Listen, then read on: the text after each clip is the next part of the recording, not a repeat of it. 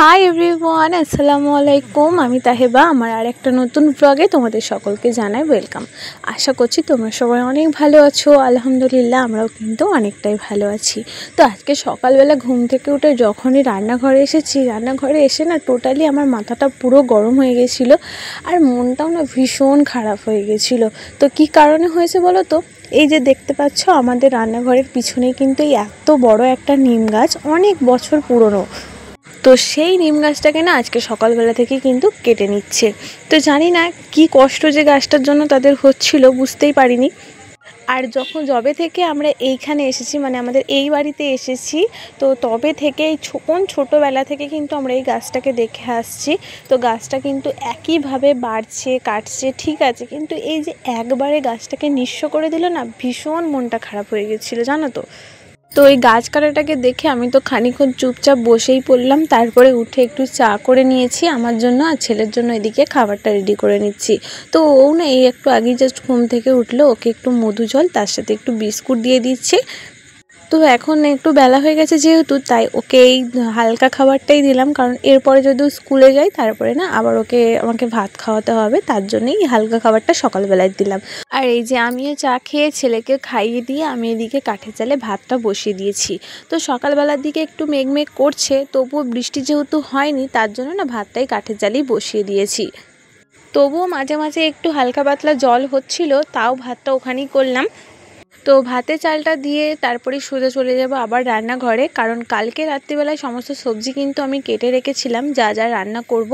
তো এখন বিস্কুট খেতে গিয়ে সকালবেলায় দেখলাম যে বিস্কুটের কৌটোর মধ্যে এত পরিমাণে পিঁপড়ে উঠেছে না কি বলবে। তো সেগুলো একটু রোদে দিয়েছিলাম।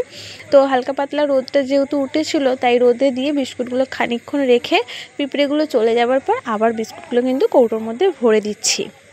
আর তার সাথে কিন্তু ছেলেকে নিচে পড়াচ্ছি, ওর স্কুলের হোমওয়ার্কগুলো একটু করিয়ে দিচ্ছি। আর যেহেতু কালকে পেঁয়াজটা কাটা ছিল না, তাই সেই পেঁয়াজটাও কিন্তু এখন কেটে নেব, তার সাথে কিন্তু রান্নাবান্নাগুলোও বসিয়ে দেবো। আজকে রান্না করার মতন সেরকম কিছুই ছিল না। আগের দিনকে বলেছিলাম আগের ভিডিওতে, ওই বরবটি আলু কেটে রেখেছি, তার সাথে 2 পিস মাছের মাথা আছে, সেটা দিয়ে একটু চচ্চড়ি করব আর একটু ডাল করব, তার সাথে ওই ওলটা সিদ্ধ করব। তো রান্না করতে করতে মাঝে মাঝেই খালি জানালাটা দিয়ে দেখছি যে গাছটা সত্যি এবার কেটে ফেলবে আর কতটা বাকি আছে, বা এক্ষুনি কেটে ফেললো গাছটা। সত্যি কথা বলতে গাছটা অনেক পুরনো ছিল, আর কয়েকটা ঘন্টার মধ্যে কিন্তু গাছটা পুরোই শেষ হয়ে গেল। আজকে যদি এটা মানুষ হতো তাহলে কি হতো বলো তো? এরকম যদি কাউকে এরকম মারতে আসতো, কত লোকজনের চেঁচামেচি, কত কি হয়ে যেত। কিন্তু সবাই বলে যে গাছের প্রাণ আছে। তো গাছের যেহেতু প্রাণ আছে, তারা তো কথা বলতে পারে না বলে না গাছটাকে এইভাবে নৃশংসভাবে কিন্তু মেরে ফেললো গাছটাকে। আর এই যে আমার ছেলেও কিন্তু বারবার জানালা দিয়ে উঁকি মেরে মেরে দেখছে যে গাছটা কেটে ফেলছে, কেমন করে কাটছে। ও তো ছোট, ও তো আর কি বোঝে।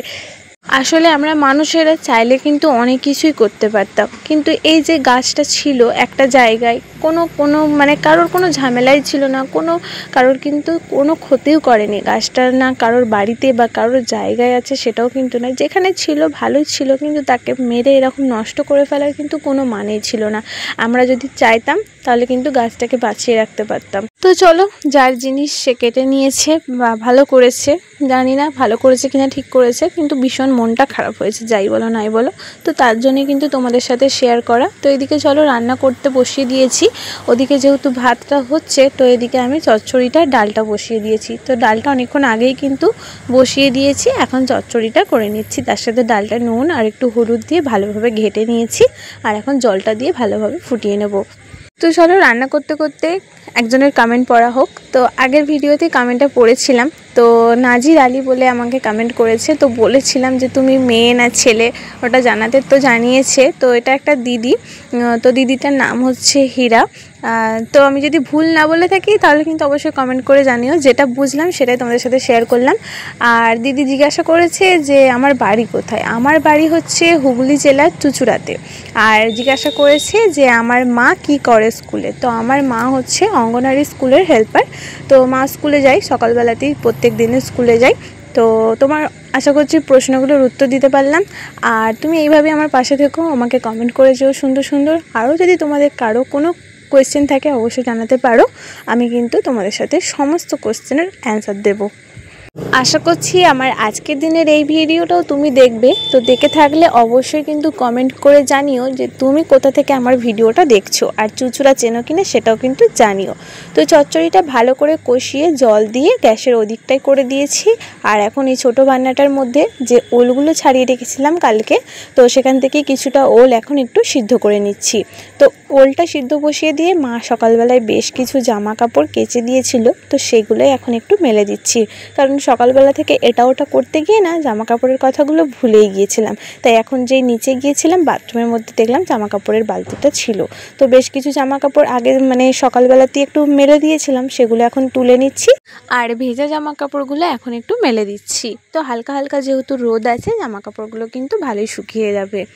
তো এই বৃষ্টির জন্য কিন্তু জামা কাপড়ও ঠিক করে একদিনে শুকাচ্ছে না, আবার তো অনেকটা সময় লেগে যাচ্ছে। আবার সকালবেলায় কেচে দিলে তবে সেই বিকেলবেলায় গিয়ে কোনো দিন একটু শুকাচ্ছে, কোনো সময় আবার ঘরের মধ্যেও শুকাতে হচ্ছে। এই বৃষ্টির জন্য কিন্তু মাঝে মাঝে ছেলের স্কুলও অনেক সময় বন্ধ হয়ে যাচ্ছে, কারণ যেহেতু স্কুটি করে যায় আমি ভিজলে কোনো অসুবিধা হয় না, কিন্তু ছেলে যদি ভিজে যায় রাস্তাতেই, তো সেখানে গিয়েও স্কুল ড্রেস ওই ভিজে অবস্থায় যদি পরে ক্লাস করে তাতে ছেলেটার শরীর খারাপ হবে। এমনিতেই কিছুদিন আগে রাত্রিবেলা করে ভীষণ জ্বর আসছিল, তো সেটা একটু ঠিক হয়েছে, তাই ওকে একটু জল থেকে একটু দূরেই রাখছি এখন। তো যেদিনকে দেখছি বেরোনোর সময়তেই বৃষ্টি হচ্ছে সেদিনকে না আর ওকে স্কুলে নিয়ে যাওয়া হচ্ছে না। তো এই দেখবেন যখন ছুটির সময়টায় নাহলে ওই স্কুলে বেরোনোর সময়তেই কিন্তু বৃষ্টিটা বেশি আসছে। তো এখন জামা কাপড়গুলো মেলে দিয়ে চলে যাব রান্নাঘরে। রান্নাঘরে যে চচ্চড়িটা বসিয়ে রেখেছিলাম সেটা কিন্তু হয়ে গেছে, তার সাথে ওলটাও কিন্তু সিদ্ধ হয়ে গেছে। তো ওলটাকেও ম্যাশ করে রেখে দেবো আর চচ্চড়িটা কিন্তু তুলে রেখে দেবো। বেশ কিছু থালা বাসন আছে, সেগুলো না স্কুল থেকে এসে তারপরেই কিন্তু মাজবো। তো স্কুল থেকে এসে রান্নাঘরে যখনই এসেছি দেখলাম গাছটা পুরোটাই কাটা হয়ে গেছে, সব লোকজনও কিন্তু চলে গেছে। তো এখন আমি স্নান টান করে দুপুরবেলায় লাঞ্চ করে ঘরের সমস্ত কাজ কিন্তু করে নিয়েছি অফ ক্যামেরার মধ্যে, সেগুলো আজকে আর তোমাদের সাথে শেয়ার করলাম না। তো বেশ কিছু জামা কাপড় বলেছিলাম কেচেছিলাম, তো ঘরেও কিছু শুকিয়েছি। সমস্ত জামা কাপড় জানে এত জামা কাপড় সব জড়ো করে হয়ে গেছে, দুদিনের জামা কাপড় গোছানোর টাইম পাইনি। তো সেই জামা কাপড়গুলো এখন গোছাবো দুপুরবেলায়, আজকে আর শুইনি কো। হাজব্যান্ডও নেই, তো ও কাজে চলে গেছে, ছেলে নিচে টিভি দেখছে, মাও নেই। আমি এই এসেছি ঘরে, মায়েদের খাটের চাদরটা তুলে দিয়েছিল, তো সেটাকেই এখন ভালো করে গুছিয়ে বিছিয়ে দিচ্ছি। তার সাথে এতগুলো জামা কাপড় এখন সব গুছিয়ে তারপরেই যাব নিচের ঘরে। জানো তো চাইলেই কিন্তু পারতাম যে জামা কাপড় পরে গোছাবো, থাক এখন একটু শুয়ে নিই দুপুরবেলা। তো সবারই মনে হয় দুপুরবেলা খাওয়া দাওয়ার পর একটু ঘুমাতে বা একটু শুতে, কিন্তু আমার না এই অগোছালো ঘরদোর বা অপরিষ্কার ঘরদোর যদি পড়ে থাকে, ঘুমাতে বা শুতে কোনো কিছুই কিন্তু করতে ইচ্ছা করে না।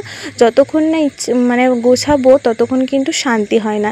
এই যে বালিশের কভার থেকে আরম্ভ করে সমস্ত কিছুই কিন্তু পড়েছিল, এখন যদি কেউ একজন চলে আসে দেখতে কতটা বাজে লাগে, তাই না?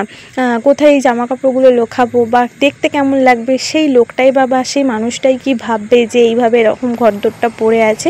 তো আমি সবসময় চেষ্টা করি, যেহেতু জামা কাপড় আমাদের অনেক, তাই জামা কাপড়টা প্রত্যেক দিন কিন্তু গুছিয়ে রাখার। কিন্তু একদিন ধরো মাঝে মাঝে গ্যাপ হয়ে গেল, সেক্ষেত্রে আমি কিন্তু তার পরের দিন গোছাবই, সে কোনোভাবেই হোক টাইম বার করে গুছিয়ে নেব। তো চলো বালিশের কভারগুলো পরিয়ে নিই। আর এত জামা কাপড় গোছানো তোমাদের সাথে ভিডিও করাও পসিবল নয়, তো সমস্ত কিছু গুছিয়ে নিই তারপরে তোমাদের সাথে শেয়ার করছি। আমি পারফেক্ট কিনা জানি না, কিন্তু আমি সব সময় চেষ্টা করি আমার ঘরের সমস্ত জিনিস কিন্তু আমি পারফেক্টলি গুছিয়ে রাখার। সেটা আমার যতই শরীর খারাপ বা মন খারাপ হোক না কেন, বা যে কোনো পরিস্থিতি থাকুক না কেন, আমি সমস্তটাই কিন্তু পারফেক্টলি গুছিয়ে রাখার এবং পরিপাটি করে রাখার চেষ্টা করি। আসলে আমাদের সবসময় চাই আমাদের ঘরটা বা আমাদের জিনিসগুলো সবসময় পরিষ্কার পরিচ্ছন্ন এবং গোছানো একটা পরিপাটি থাকুক, সবাই চেষ্টা করি। তাই একটু কষ্ট করে যদি আমরা সবাই করি, কিন্তু দিনের শেষে আমাদের ঘরগুলো দেখতে সুন্দর লাগে। কোনো চাই না দামি দামি আসবাবপত্র বা দামি দামি জিনিসপত্র, যেটুকু আছে সেটুকুই দিয়ে যদি আমরা চেষ্টা করি আমাদের দিনের শেষে ঘরগুলোকে সুন্দর করে গুছিয়ে রাখার। আর সবথেকে বড় কথা, এইগুলোর পিছনে লাগে অনেকটা বুদ্ধি আর কঠোর পরিশ্রম। তুমি যদি পরিশ্রম করতে পারো, সেটা তুমি যে কোনো কাজের ক্ষেত্রেই বলো কেন, তোমার যদি ঘর গোছাতে ভালো লাগে, সেখানে যদি তুমি পরিশ্রম করো, তাহলে দেখবে তোমার ঘরটাও দিনের শেষে বেশ সুন্দর লাগে। তো চলো ঘরদোর গুছিয়ে পরিষ্কার করে নিয়েছি, ঝাড়ু দিয়ে নিয়েছি, জামা কাপড়ও গুছিয়ে নিয়েছি। দেখা হচ্ছে তোমাদের সাথে নেক্সট একটা ভ্লগে।